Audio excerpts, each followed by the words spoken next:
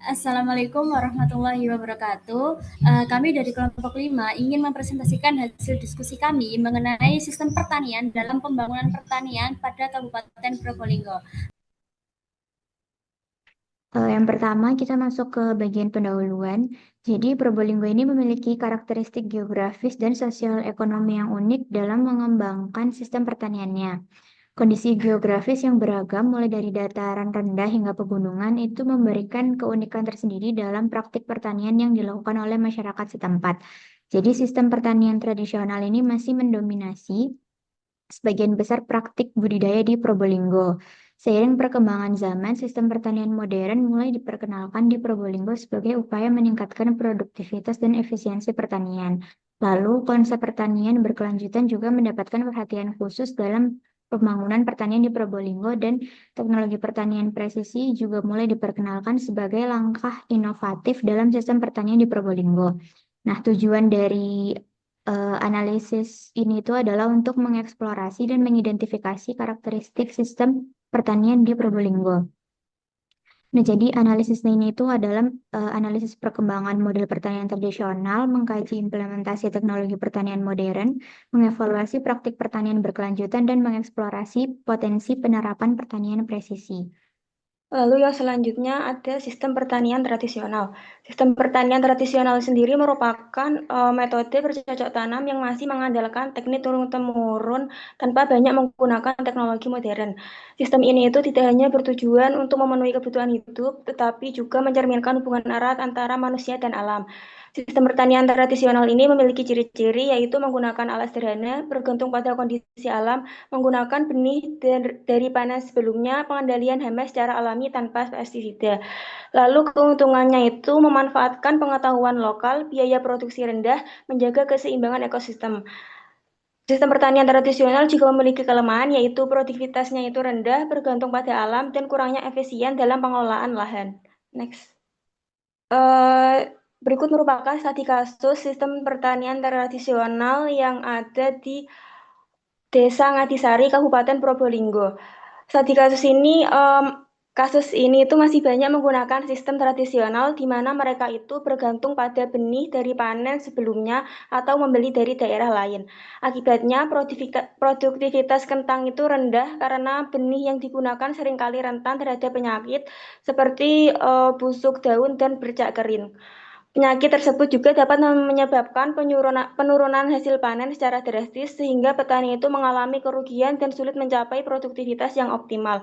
Selain itu, harga benih yang tinggi semakin memperberat beban petani karena mereka harus mengeluarkan biaya tambahan untuk mendapatkan benih baru dari luar daerah.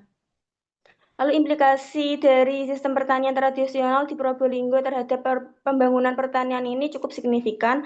Sistem ini itu menyebabkan produktivitas yang rendah dan ketergantungan pada benih di luar daerah sehingga meningkatkan biaya produksi.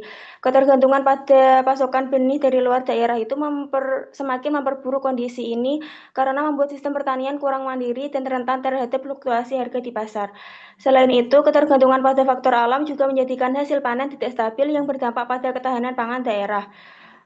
Meskipun sistem pertanian tradisional di Probolinggo ini memiliki banyak tantangan, tetapi juga memiliki banyak dampak positif, yaitu dapat mempertahankan praktik-praktik pertanian yang ramah lingkungan karena minimnya penggunaan bahan kimia sintesis seperti pupuk dan pestisida, sehingga menjaga keseimbangan ekosistem. Sistem ini juga dapat memperkuat ketertarikan sosial dalam komunitas petani melalui kerjasama dalam kegiatan pertanian seperti gotong royong dan sistem bagi hasil.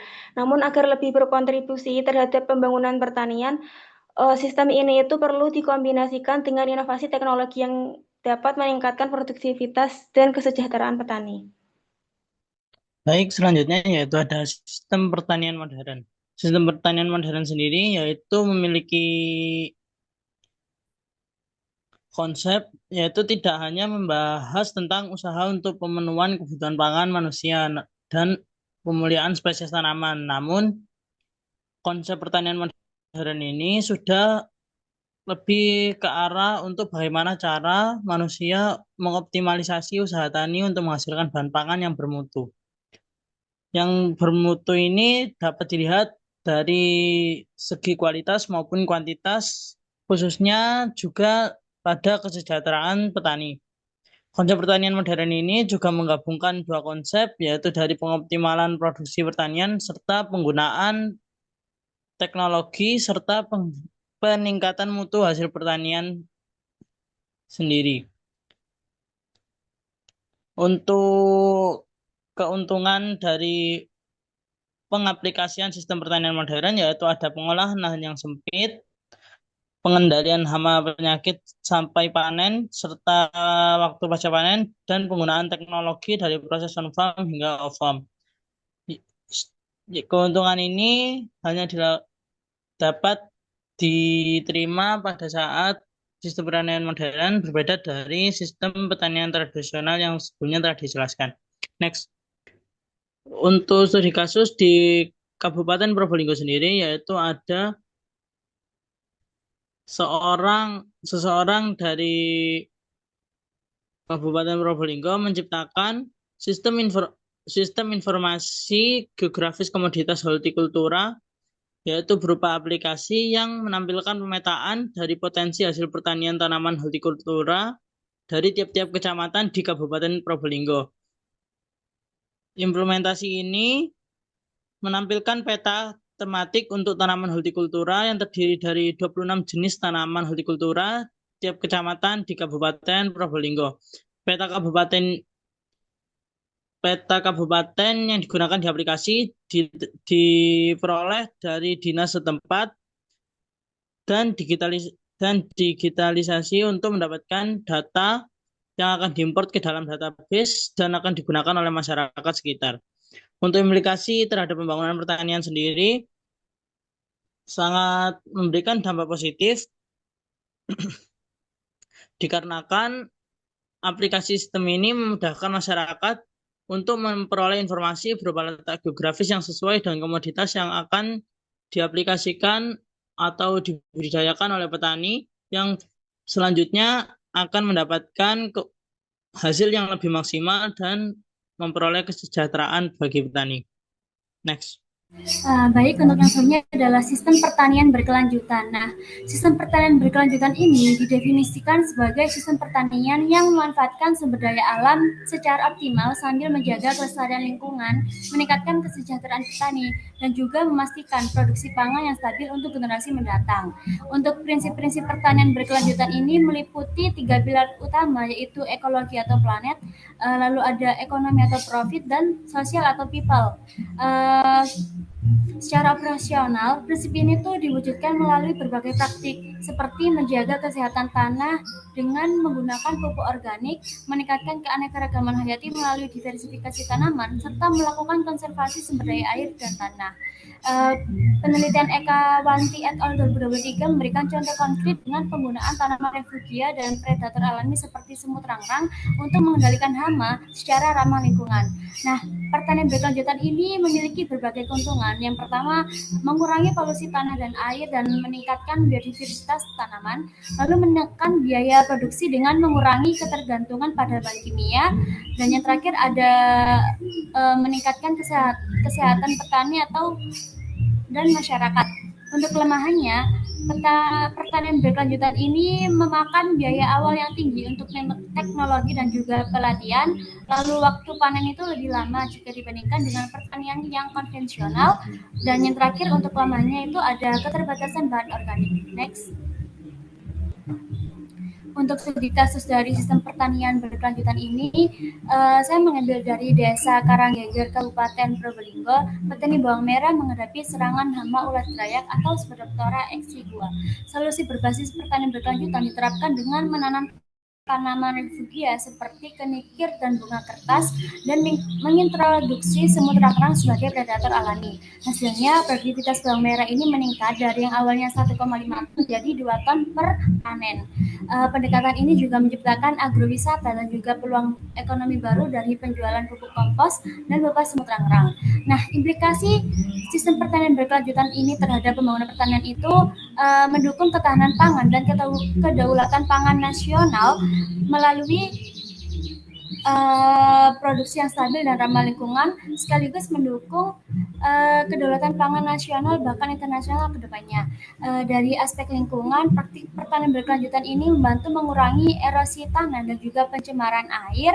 Sementara dari sisi sosial ekonomi, sistem pertanian berkelanjutan ini memberdayakan petani melalui peningkatan pendapatan dan juga akses pasar produk organik. Next. Selanjutnya ada sistem pertanian presisi. Presisi pertanian adalah pendekatan pertanian yang menggunakan teknologi canggih untuk mengoptimalkan penggunaan sumber daya seperti pupuk, udara, dan pestisida. Juga meningkatkan efisiensi produksi sekaligus mengurangi dampak negatif terhadap lingkungan. Selanjutnya, tujuan dari pertanian presisi ini adalah mengoptimalkan pengembalian input sambil menjaga sumber daya yang ada. Salah satu penerapan presisi pertanian di Kota Probolinggo ini adalah aeroponik komoditas kentang. Metode ini menggunakan udara sebagai media tanam di mana akar tanaman digantung di udara dan mendapatkan nutrisi melalui penyemprotan nutrisi tersebut atau penyemprotan unsur hara. Menurut penelitian Wicaksono et al., teknologi aeroponik merupakan teknologi pembuatan benih tanpa menggunakan media tanam dan suplai nutrisi diberikan melalui hembusan kabut air yang mengandung nutrisi dan yang diberikan pada akar tanaman.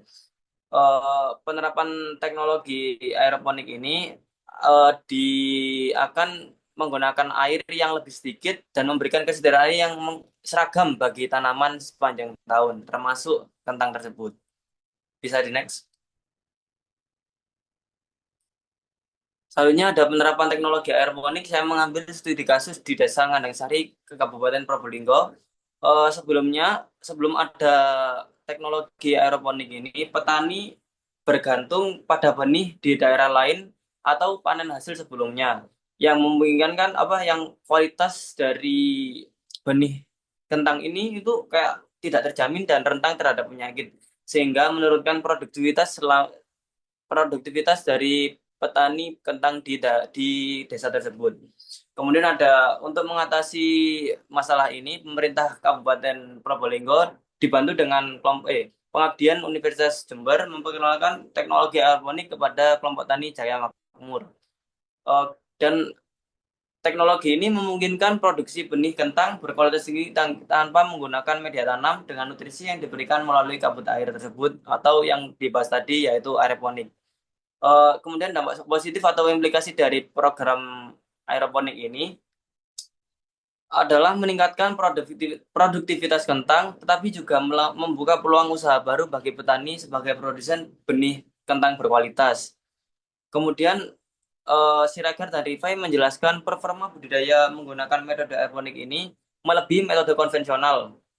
Budidaya dengan metode ini memiliki kelebihan dibanding metode lain dikarenakan menggunakan air dengan jumlah lebih sedikit, memberikan ketersediaan air yang seragam bagi tanaman sepanjang tahun termasuk kentang, memudahkan pengamatan umbi dan pemanen umbi yang lebih nyaman dan bersih.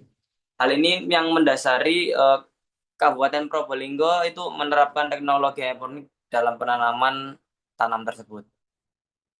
Bisa di next.